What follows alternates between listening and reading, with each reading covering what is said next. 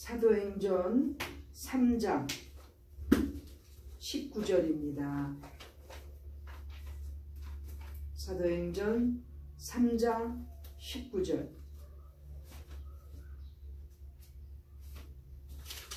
베드로가 오순절 성령 충만의 역사를 받고 설교하는 그러한 기간에 또 오늘의 말씀을 설교를 합니다. 사도행전 3장 19절 같이 읽습니다. 시작. 그러므로 너희가 회개하고 돌이켜 너희 죄 없이 함을 받으라. 이같이 하면 유쾌하게 되는 날이 주 앞으로부터 이를 것이요. 아멘. 베드로가 오순절 설교를 하고 또 그 무렵에 이미 성령 충만한 베드로와 사도들은 많은 이적을 행합니다. 특별히 나면서부터 안진뱅이였던 그 성전에서 구걸하는 그 안진뱅이도 베드로가 예수님의 이름으로 고칩니다. 너무나 놀라운 기적의 역사인데 많은 사람들이 모여서 그 안진뱅이가 낯선 그 기적에 대해서 너무너무 감탄하고 있을 때 베드로는 예수 그리스도의 이름으로 나은 병이 낫는 기적, 그 순간에도 복음을 전합니다. 오늘도 복음을 전하는 설교의 말씀입니다. 놀라서 그 베드로를 통한 그 안진뱅이가 일어나는 능력을, 그 역사를 보고서 놀래 모인 무리들에게 베드로는 오늘의 말씀을, 복음을 전하는 것입니다. 설교하는 거죠. 특별히 오늘 내용은 예수님으로부터, 우리 하나님으로부터 유쾌하게 되는 날, 유쾌하게 되는 날이라는 것은 회복하는 날을 말합니다. 다시 새롭게 되는 날, 치유가 되는 역사, 이 주님으로부터 임하는 이 역사에 대해서 지금 오늘 베드로가 강조하고 설교하는 내용입니다. 이 유쾌하게 되는 것, 치유되는 것, 회복하게 되는 것, 이 시대에 얼마나 많이 요구됩니까? 너무나 많은 사람들이 우리가 알지 못하는 병이라고 해서 이름 붙여진 그 암이라는 것으로 너무나 괴로워하고 심지어는 죽어가는 것들을 주변에서 봅니다. 저는 제가 아끼던 주변에 가까운 사람, 여성도 지금 암 그 치료를 받고 있는데 생각하면 너무나 안타깝지요. 어떻게 이렇게 젊은 녀석이 암이 되었을까?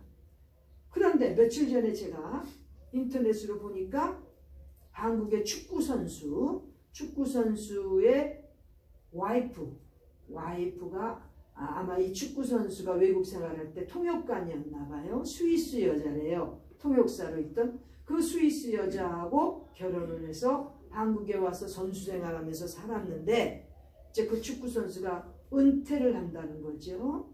이유인즉 자기 와이프가, 부인이 암투병 중이라서 그 암투병 하는 부인과 함께 시간을 보내려고 아마 이제 은퇴하는 그 은퇴 경기장의 그 모습이 동영상으로 올라와서 봤습니다. 아이들도 보니까 고만고만 어리더라고요. 3명을 데리고 이렇게 생활하는 축구선수 가정인데 이제 은퇴를 하는 마지막 경기에 이제 은퇴 순간에 보니까 그 경기장, 그 잔디밭에 그 와이프, 유럽 여자죠. 스위스 여자가 그 잔디밭에 엎드려서 큰 절을 하더라고요. 외국인인데 우리 한국 사람들이 하는 큰 절을 그 경기장 잔디밭에서 하는 것을 보았습니다. 아마 그동안 자기 남편 축구선수를 그동안 사랑해줬던 팬들에게 아마 감사해서 그렇게 아마 부인이 엎드려 절을 하는 것 같았어요. 저는 그것을 보고 깜짝 놀랐습니다. 요즘에 우리 한국 사람들도 그렇게 큰 절 잘 안 하잖아요. 특히 젊은 여자들이 합니까? 안 하지요.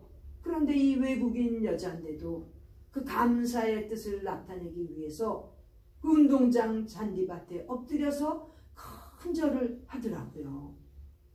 남편이 비록 자기가 암 투병 중이라서 은퇴를 하지만 그동안에 보내주었던 그 사랑, 고맙다는 뜻으로 엎드려서 절을 하는 걸 보았습니다. 나는요, 우리 현대 크리스찬들이 과연 우리 하나님 앞에 이렇게 감사하면서 큰 절을 드리고 있는가? 좀 생각을 해보게 되었습니다. 오늘 본문의 말씀에 보니까 사람들에게 주님으로부터 유쾌하게 되는 날, 치유가 되고 새롭게 신선하게 되는, 영어로는 refreshing, 새롭게 되는 유쾌하는 날이 이르러 것을 지금 오늘 말씀 중에서 강조하고 있는데, 이렇게 주님께로부터 유쾌하게 되는 날이 이르면 얼마나 많은 사람들이 지금 현재 회복 중이고 또 앞으로 어떤 과정을 거쳐야 될지 모르는 그런 치료 중에 있는 사람들이 다시 회복하고 유쾌하게 되는 날이 오지 않을까 하는 기대로 이 말씀을 전하는 것입니다. 먼저 첫 번째는 회개입니다. 베드로는 오순절날에 그 성령 충만하여 전하는 오순절 설교 때도 제일 먼저 회개를 강조합니다. 성령을 선물로 받는데 제일 먼저 해야 될 것은 회개라는 거죠. 회개. 근데 오늘 본문의 말씀에도 유쾌하게 되는 날이 이르려는 것, 첫 번째는 회개라는 거죠. 이와 같이 회개는 모든 신앙생활의 문을 여는 키, 열쇠인 것입니다. 열쇠. 성도들이 성령의 충만함을 선물로 받고 싶으면 사도행전 2장 38절의 말씀대로 먼저 회개해야 된다는 것이죠. 오늘 사도행전 3장 19절에도 치유가 되고 회복이 되고 모든 것이 다시 새롭게 되는 은혜를 체험하고 싶으면 제일 먼저 회개입니다. 회개. 회개는 후회하는 것과 다릅니다. 그저 아쉬워하는 것, 그건 후회고, 회개는 모든 지난 일에 잘못한 것에 대해서 하나님 앞에 죄인임을 고백하고 용서를 구하는 게 회개인 것입니다. 많은 사람들이 정말 암이라는 이름 누가 지었는지 잘 지었어요. 알지 못하는 그 암울한 병, 암에 걸려서 많은 사람들이 후회를 합니다. 내가 그때 그 탄 고기 그렇게 먹는 게 아닌데, 내가 술, 담배 진짜 끊었으면 이렇게 간암이 안 걸렸을 텐데 얼마나 많이 후회합니까? 후회는 이미 늦은 것입니다. 후회가 아닌 하나님 앞에 먼저 신앙생활로 돌아오는 키는, 열쇠는 회개입니다. 회개. 하나님, 저는 죄인입니다. 하나님, 저는 너무나 교만하게 사는 죄인입니다. 하나님, 저는 남을 너무나 아프게 했던 죄인입니다. 말이나 행동을 함부로 했기 때문에 다른 사람들이 제게 상처를 받았는데 그것도 모르고 잘났다고 교만하게 살았습니다. 하나님, 용서하여 주시옵소서. 회개입니다. 회개. 후회하는 정도가 아니고 회개로서 우리 하나님 앞에 잘못을 고하고 그 회개로 말미암아 죄의 용서함을 받기 위해서 구하는 것, 그것이 바로 회개인 것입니다. 우리 성도들은 반드시 신앙생활 제대로 하려면 제일 먼저 문 열고 들어가야 되는 키가 바로 회개인 것입니다. 회개 어렵습니다. 회개 못하는 사람은요 평생 죽어도 못하더라고요.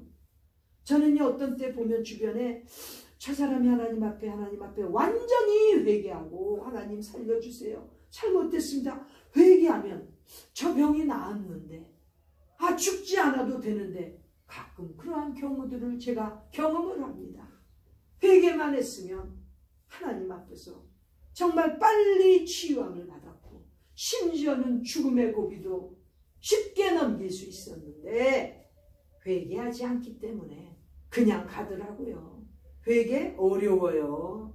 특별히 겸손해지지 않으면 회개를 할 수가 없는 것입니다. 대부분 회개하지 않는 사람들 특성을 보세요.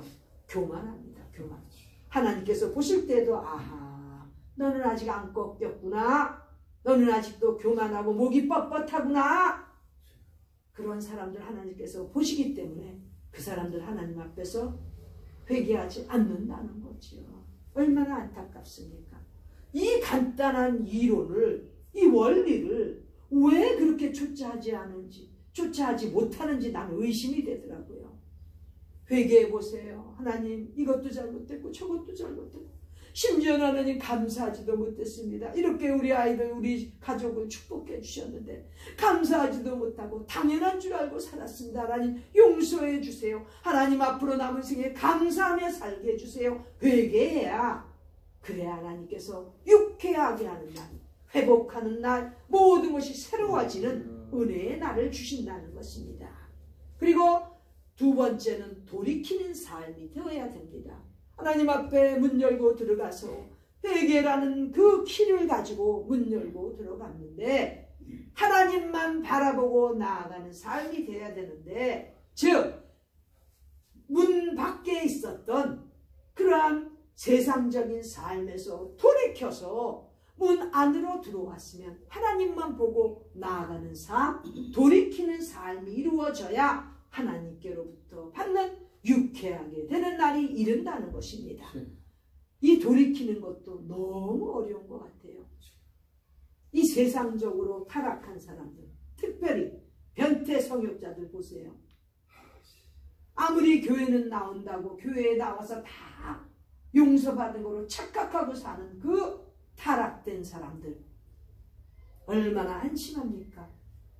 회개를 진정으로 진짜로 했으면 돌이키는 삶이 이루어져야 돼요. 즉 죄악된 그 변태적인 아주 타락된 생활, 그것을 버리고 하나님 앞으로 돌아오는 경건하고도 거룩한 삶, 말씀대로 순종하며 살려는 삶으로 하나님 앞에 돌아와야 하나님께서 주시는 유쾌한 날이 이른다는 것입니다. 돌이키는 삶을 하지 못하고 그런데도 무슨 목사 안수를 받겠다고요? 타락된 그 변태 성욕자들이 교회만 나온다고, 원한다고 목사 안수를 받겠다고요? 교단이 그렇게 결정했다고요? 2000년 전에 예수님을 잡아 죽인 것도 유대 종교의 교단이 그렇게 했습니다. 교단이 하나님의 법이 아닌 거예요. 정치적인 물이 들어가고 돈 맛을 알고 여러 가지 더러운 것들의 맛을 본 아차면 타락된 교단도 있을 수 있다는 거지요. 그런데 교단이 결정하면 답니까? 아니지요. 하나님 말씀 속에서 분명히 성령으로 말씀을 전하는 사람들은 무엇이 올바른 길인지를 깨닫게 되고, 어떻게 타락한 생활에서 돌아서지도 않은 자들을 목사 안수를 줄 수가 있습니까? 아주 틀려먹어도 너무나 틀려먹어서 한심하고 아주 흥분하지 않을 수가, 격분하지 않을 수가 없지요.